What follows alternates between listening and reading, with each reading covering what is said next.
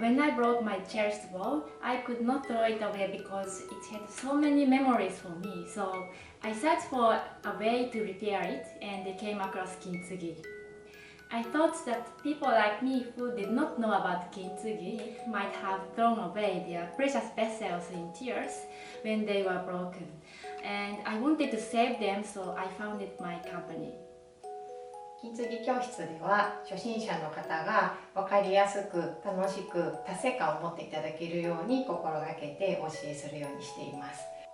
お客様が自分の割れた器が金継ぎ修理で蘇ったのを見てすごく喜んでくれているところにやりがいを感じます。I love learning new things, trying new experiences. It's kind of a meditative activity. It's like a complete focus and mindful, and you have to be present here because it's such a detailed work. Oh, just do it.